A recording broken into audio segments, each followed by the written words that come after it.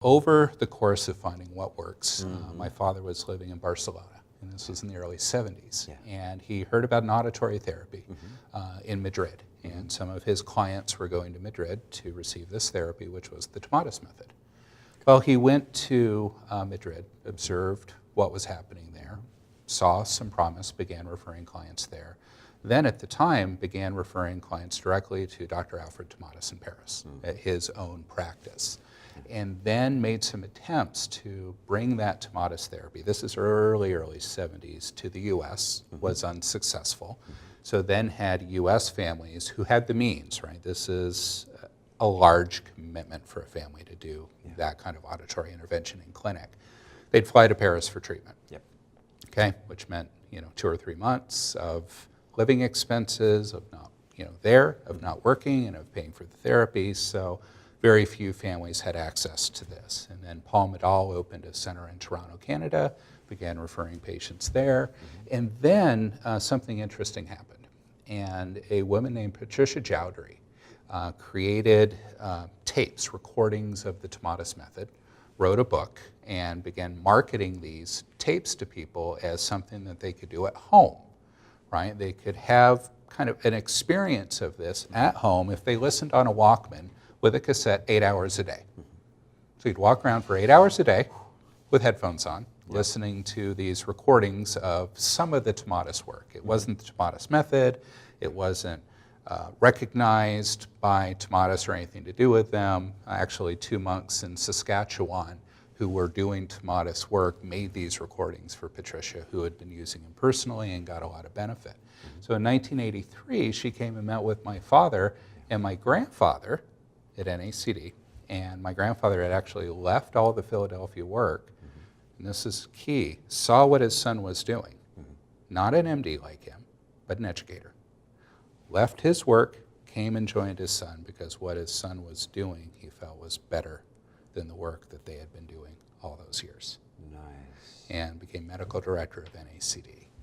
And at that time, Patricia met with them, and they began trying this with clients. And they were able to have hundreds of clients try these tapes, and they had some impact. And they had already done different kinds of auditory interventions with kids. And, when I was a little kid, right, as a baby, I had all kinds of auditory stimulation. Lots of Bach was played in the house, and I remember my dad had sound effects LPs, vinyl records, right? And would play the vinyl records with different sound effects to get me adjusted to different sounds in my environment from the time I was a little guy. So the auditory input had always been a really important piece to the work. So they were using the Jowdery work for many, many years, and it was something home-based, and families didn't have to go to Toronto or they didn't have to go to Paris. So, it's more accessible, and we're always trying to make things more accessible. And then Dr. Guy Berard, developer of auditory integration training, brought the Berard method to the US in the 90s, in the very early 90s. Berard had been a patient at Tomatis's, had benefited from his work, put his own spin on what he thought would be correct as a French ENT. They were both ENTs in France. And he began training practitioners around the world. And my father had a couple staff members train in the Berard method and began having people travel around the country to where the populations of his families were, doing this and doing clinical research on Berard. And that's the time I joined him, which was 1993. And that took the listening program forward. And that took the listening program forward. Was that kind of your first piece? That was my first work, really, in the field with the family was in 93 when I came to join him at NACD. And my job was really to investigate these auditory therapies and to develop, clinically research them and refine them for the families. And in that time, we found another method in Germany, Simona sound therapy, Ingo Steinbach. In 94 and 95, I flew to the UK, spent a week training with Ingo, brought it back, began researching with our clients.